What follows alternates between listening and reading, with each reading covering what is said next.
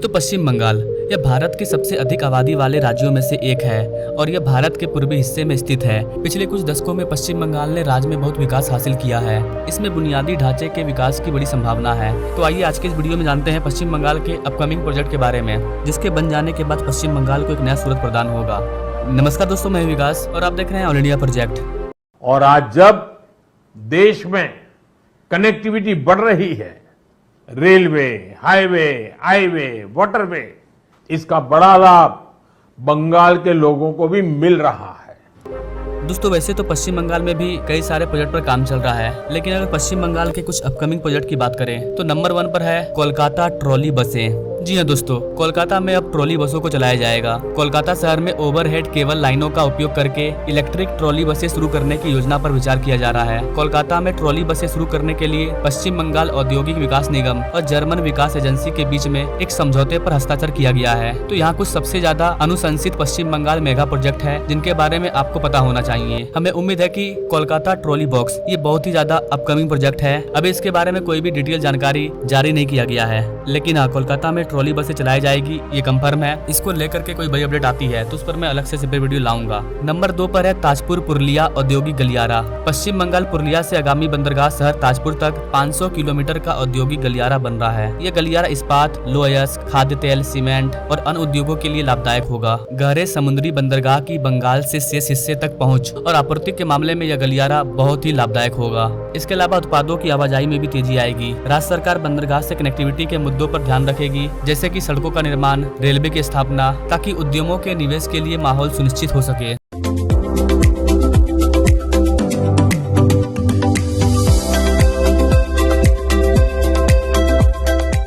Number 3 पर है Kolkata metro का विस्तार। कोलकाता मेट्रो नेटवर्क को 2026 तक 100 किलोमीटर तक बढ़ाने का टारगेट रखा गया है। अगले 4 सालों में कोलकाता मेट्रो नेटवर्क की लंबाई करीब 100 किलोमीटर तक बढ़ने की उम्मीद है। इसमें जोका से एस्प्लेनेड और न्यू गलियारा से कोलकाता एयरपोर्ट तक के फेज 1 सेक्शन शामिल होंगे। ग्रीन लाइन और ब्लू लाइन के अलावा निम्नलिखित लाइनों का निर्माण किया जा रहा है। एक बार चालू होने के बाद नेटवर्क से पूरे कोलकाता शहर को जुड़ने की उम्मीद है। कोलकाता मेट्रो की लाइन 3 या पर्पल लाइन एक निर्माणाधीन मेट्रो लाइन है। पूरा होने के बाद कोलकाता मेट्रो की पर्पल लाइन दक्षिण में जोका और उत्तर में एस्प्लेनेड को जोड़ेगी। कोलकाता मेट्रो लाइन 4 का विस्तार रेल विकास निगम लिमिटेड द्वारा किया जा रहा है। पूरी तरह से बन जाने के बाद येलो लाइन नोआपाड़ा को पश्चिम बंगाल के उत्तर 24 परगना जिले से बरसात क्षेत्र तक जोड़ेगा। कोलकाता मेट्रो की पिंक लाइन 5 एक नियोजित मेट्रो कॉरिडोर है। उनकी मेट्रो लाइन का निर्माण अभी शुरू नहीं हुआ है। इस लाइन की योजना उत्तरी कोलकाता से मुख्य भूमि कोलकाता तक सुगम संपर्क प्रदान करने के लिए बनाया गया है।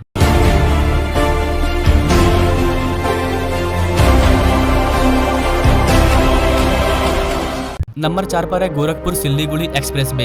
भारतीय राष्ट्रीय राजमार्ग प्राधिकरण भारतमाला परियोजना के तहत 4 लेन वाला गोरखपुर सिल्लीगुड़ी एक्सप्रेसवे बनाया जाएगा, जिसकी कुल लंबाई 519 किलोमीटर होने वाली है। यह एक्सप्रेसवे गोरखपुर से शुरू होकर के कुशीनगर जिले से होते हुए पश्चिम चंपारण जिले के बैरिया ब्लॉक के पास बिहार में प्रवेश करेगा। गंडक नदी पर 10 किलोमीटर लंबा पुल बनाया जाएगा और यह पश्चिम चंपारण से 12 किलोमीटर बाद पूर्वी चंपारण में प्रवेश करेगा। 30,000 करोड़ रुपए के निवेश से बनने वाला यह 6 लेन ग्रीनफील्ड एक्सप्रेसवे है, जो उत्तर प्रदेश के गोरखपुर जिले से पश्चिम बंगाल के सिल्लीगुड़ी तक की यात्रा महज 6 घंटे में तय करवा देगा। नंबर 5 पर है कोलकाता हवाई अड्डे का विस्तार। कोलकाता में नेताजी सुभाष चंद्र बोस अंतर्राष्ट्रीय हवाई अड्डा प्राधिकरण जल्द ही 2 मिलियन से अधिक यात्रियों की सुविधा के लिए हवाई अड्डे के टर्मिनल भवन का विस्तार करेगा। इंटरनेशनल फ्लाइट शुरू होते ही घरेलू और अंतर्राष्ट्रीय दोनों टर्मिनल का विस्तार करने की परियोजना शुरू हो जाएगी। इस पर लगभग 130 करोड़ रुपया खर्च होने की उम्मीद है। कोविड महामारी के परिणाम स्वरूप अंतर्राष्ट्रीय विमानों को रोक दिया गया था। वर्तमान टर्मिनल जो सालाना 26 मिलियन लोगों को समायोजित कर सकता है, ये लगभग 2.3 लाख वर्ग मीटर भूमि पर बनाया गया था। विस्तार के बाद यह सालाना 28 मिलियन यात्रियों को समायोजित करने में सक्षम होगा। नंबर 6 पर है Bengal Silicon Valley tech hub. IT, IITS और दूरसंचार क्षेत्र में रोजगार सृजन की संभावना वाली परियोजनाओं में निवेश आकर्षित करने के लिए Bengal Silicon Valley tech hub का निर्माण किया जा रहा है। पश्चिम बंगाल न्यू टाउन वैली में सिलिकॉन वैली को बढ़ावा दे रहा है, जो तेजी से एक उपग्रह महानगर के रूप में विकसित हो रहा है। दूसरे चरण में विकास के लिए 100 एकड़ भूमि की योजना बनाई गई है। पश्चिम बंगाल सरकार ने Silicon Silicon Valley tech centre के लिए 100 एकड़ अतिरिक्त भूमि निर्धारित की है, ताकि ये सुनिश्चित किया जा सके कि यह न केवल भारत के लिए बल्कि पूरे विश्व के लिए सूचना प्रौद्योगिकी का महाशक्ति केंद्र बन सके। नंबर 7 पर है औद्योगिक गलियारा। राज्य सरकार राज्य के 3 औद्योगिक गलियारे का काम पूरा करना चाहती है। औद्योगिक गलियारे के लिए अलग से नीति पहले ही बनाई जा चुकी है। कॉरिडोर बनने का काम काफी हद तक आगे बढ़ चुका है। रघुनाथपुर, ताजपुर, दानकुनी, कल्याणी और दानकुनी खड़गपुर नामक 3 औद्योगिक गलियारे की आगामी स्थापना से पश्चिम बंगाल के औद्योगिक परिदृश्य पर महत्वपूर्ण प्रभाव पड़ने की उम्मीद है। एक बार पूरा हो जाने पर ये गलियारे औद्योगिक के लिए फलने फूलने और बढ़ने के नए रास्ते खोलेंगे, जिससे आगामी व्यापार शिखर सम्मेलन के दौरान आसपास के क्षेत्र उद्योग के लिए महत्वपूर्ण बन जाएंगे। नंबर 8 पर है वर्ल्ड ट्रेड सेंटर कोलकाता। दोस्तों, वर्ल्ड ट्रेड सेंटर 35 लाख वर्ग फीट क्षेत्र में बनाया जाएगा। इस कार्य में कुशल निवेश करीब 1500 करोड़ रुपया होगा और इससे 30,000 लोगों को रोजगार मिलेगा। अमेरिकी वर्ल्ड ट्रेड सेंटर प्रबंधन कोलकाता में एक शाखा खोलना चाहता है, ताकि वे कोलकाता से भारत के पूर्वी राज्यों में सीधा व्यापार कर सके। अगर आप इसके बारे में डिटेल में जानना चाहते हैं तो आप हमें कमेंट कर सकते हैं।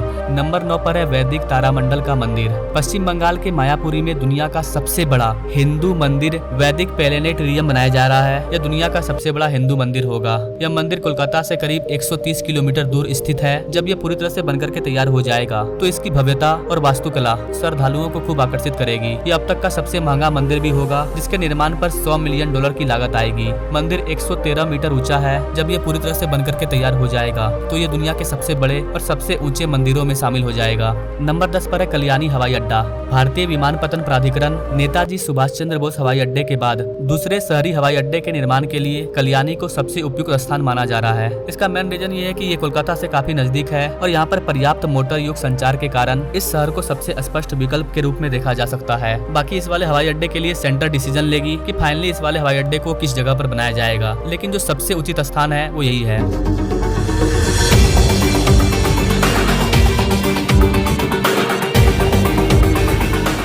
अगर कोलकाता में चल रहे और बड़े बड़े प्रोजेक्ट की बात करें तो नंबर 11 पर है वाराणसी कोलकाता एक्सप्रेसवे। वाराणसी कोलकाता एक्सप्रेसवे के बन जाने के बाद दोनों शहरों के बीच यात्रा का जो समय है वो आधा रह जाएगा। अभी इस वाले दूरी को तय करने में 14 घंटे लगते हैं, लेकिन नए एक्सप्रेसवे के बन जाने से यह यात्रा मात्र 7 घंटे में पूरा हो जाएगा। 10 किलोमीटर लंबे इस एक्सप्रेसवे के बनने में 28,500 करोड़ रुपया की लागत आएगी। 242 किलोमीटर लंबे 8 लेन वाले इस एक्सप्रेसवे का अधिकांश हिस्सा पश्चिम बंगाल में बनेगा। इसके बनने से यूपी, बिहार, झारखंड और पश्चिम बंगाल को फायदा होगा। नंबर 12 पर है ताजपुर समुद्री बंदरगाह। ताजपुर पश्चिम बंगाल का पहला गहरा समुद्री वाला बंदरगाह होगा। इस वाले प्रोजेक्ट से 25,000 लोगों को रोजगार मिलेगा, नए अवसर पैदा होंगे। मंत्री के बयान के अकॉर्डिंग बंदरगाह के विकास के लिए कुल 15,000 करोड़ रुपए की निवेश को प्रस्तावित किया गया है। इसको लेकर के मैंने एक वाले वीडियो में जिक्र किया था कि इसका काम अडानी करने वाली थी, लेकिन वर्तमान में अडानी भी इस वाले काम को रोक चुकी है। तो बोलोगे तो इस पर मैं अलग से सेपरेट वीडियो ला दूंगा क्या इसका प्रॉब्लम आ रहा है। कोलकाता के और बड़े प्रोजेक्ट की बात करें तो वो है कोलकाता सिलीगुड़ी एक्सप्रेसवे। कोलकाता सिलीगुड़ी एक्सप्रेसवे परियोजना पश्चिम बंगाल में बनाई जा रही है। इस वाले प्रोजेक्ट को पूरा करने के लिए केंद्र सरकार 25,000 करोड़ रुपया खर्च करेगी। वर्तमान में मार्ग की 560 किलोमीटर की अजीब लंबाई के स्थान पर 4 लेन वाला राजमार्ग गलियारा 675 किलोमीटर लंबा होगा। वर्तमान में कोलकाता से सिलीगुड़ी तक की यात्रा में 15 से 18 घंटे लगते हैं। दुर्लभ मामलों में दूरी काफी लंबी होती है। नया एक्सप्रेसवे सिलीगुड़ी से कोलकाता तक यात्रा करने में लगने वाले समय को आधा यानी कि लगभग 7 घंटे कम कर देगा। यह पश्चिम बंगाल की सबसे बड़ी मेगा परियोजनाओं में से एक है, जो राज्य के अधिकांश हिस्सों को कवर करती है। इससे पूरे राज्य को लाभ होने वाला है। अगर कोलकाता में चल रहे और प्रोजेक्ट की बात करें तो कोलकाता में एक और एक्सप्रेसवे है जिसका नाम है रक्सौल हल्दिया एक्सप्रेसवे। इस वाले वीडियो को लेकर के मैंने पहले ही ये वाला वीडियो अपलोड किया है। आप चाहो तो इसके बारे में डिटेल में जान सकते हो कि किस तरह से रक्सौल हल्दिया एक्सप्रेसवे का काम स्टार्ट होने वाला है। तो गाइस देखा जाए तो कोलकाता में भी बहुत सारे प्रोजेक्ट पर काम चल रहा है। बहुत सारे प्रोजेक्ट अंडर कंस्ट्रक्शन है, बहुत सारे प्रोजेक्ट बनकर के तैयार हो चुके हैं, बहुत सारे नए नए प्रोजेक्ट हैं जो प्रस्तावित किए गए हैं। कोलकाता में वैसे तो और भी कई सारे प्रोजेक्ट हैं, अगर आप बोलोगे तो मैं इसका पार्ट 2 ला दूंगा। बाकी आज के लिए इतना ही, मिलेंगे अगले वीडियो में एक नई जानकारी के साथ। तब तक के लिए जय हिंद।